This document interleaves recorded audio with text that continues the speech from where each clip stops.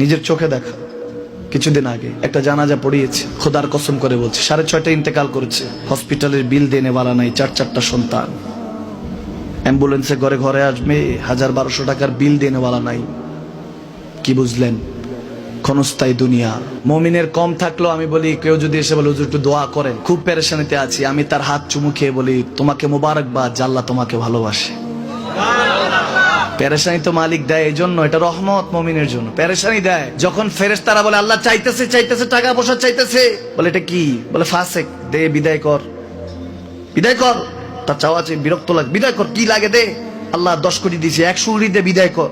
মুমিন যখন চাইতে থাকে আল্লাহ আমাকে কিছু লাগবে, যখন একটু করে চায় আমার মাটাকে সুস্থ করে দাও, বাবাটাকে আল্লাহ আমার স্ত্রীকে, আমার আমাকে একটু তৌফিক দাও, চাইতে থাকে মুমিন। আল্লাহ বলে যখন ফেরেশতারা দেখে মুমিন চাচ্ছে, দেরি করতে পারে না, তাড়াতাড়ি খাজানা নিয়ে দিতে নেবে, আল্লাহ বলে রাখোস না, এত তাড়াহুড়া কিসে? তার চাওয়ার মধ্যে তো প্রেম আছে, একটু চাইতে দেস না। থাকুক না মুমিন আর একটু পেরেশান, থাকুক না, থাকতে দেস না, একটু থাক, একটু থাক। পেরেশানিতে রেখে আল্লাহ মজা নেয়, মহব্বত নেয়, মুমিনের অন্তর থেকে খুশবু নেয়। আল্লাহর বড় মায়া, মুমিন যখন চায় আল্লাহ তখন মায়ার নজর নিয়ে তাকায়, হায় হায় আমার বান্দা, সুবহানাল্লাহ।